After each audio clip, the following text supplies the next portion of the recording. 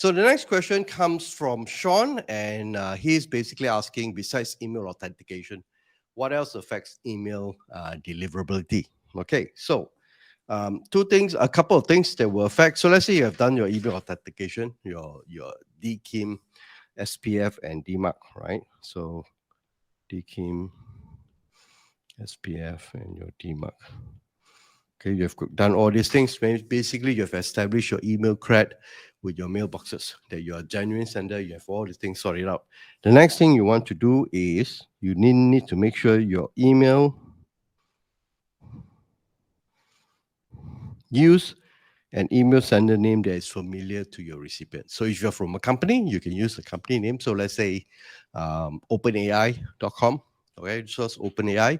Or if you want to associate yourself, as a representative for a company, you can say Andrew from OpenAI. Or if you're like me, where you run your own business and the brand is yours and your name, then you just use Andrew. But the important thing is to make sure that it is familiar to your recipient. So that's one thing. Okay. Because if they're not familiar with you, with your name, or they don't know who you are, very likely that they won't bother to open your email. Okay. Second thing is obviously your subject line. Now, this is where you have to be very careful with your subject line. You can create curiosity. That's fine. Okay, create an email on curiosity, using curiosity, for example. You do not want to use subject line that's clickbait. That means you mention something on your subject line, but in actual fact, in the content of your email, is nothing relevant to that.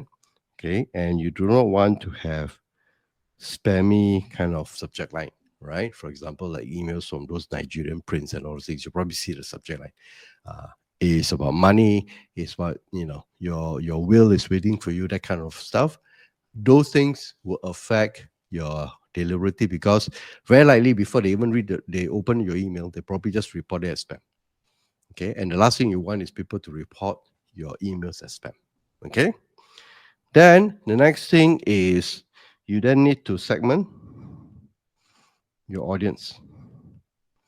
Now, you probably heard me saying them so many times that you do not send an email blast to everyone on your list.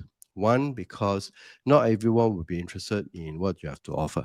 Number one. Number two, it shows that you have very little concern or interest in their benefits. So you want over time, if you have a list, when you start sending emails, you will realize that there are certain characteristics of your audiences, and you want to segment them accordingly. And so that when you make an offer, for example, you only send to people who are interested, who have indicated interest. Number one. Number two is also you want to look at people who are engaged, right? There are some subscribers who subscribe to your list, but they do not open your emails for weeks and weeks, or sometimes even months. Now, those are the people that you may want to remove them from your list after 60 days or maybe 90 days because clearly they're not engaged. And this one is whenever you send emails to people who are not engaged, it will then trigger a signal to the mailbox providers that, maybe your email is not important to their users. That's why they're not opening. That's why they're not engaging. And in that case, then very likely then they will either send your emails to the promotions tab, or they may just mark you internally as spam email. Okay, so that's the other one. And from time to time, you need to clean your list. You do this every, let's say, 6 months. One is to root out or filter out people who are not engaged. Second thing is, people may change emails or they change my email accounts, for example. So if you don't update and you don't clean the list, you're going to end up sending emails that's constantly being bounced, and either soft bounce or hard bounce. You will still send signals to the mailbox providers that you're not very careful, or there's very little list hygiene that's being carried out on your email list. Okay, what else? And finally, make sure you have engagement in your email. So if you're on my list, you probably notice from time to time I will say, reply to my email, for example.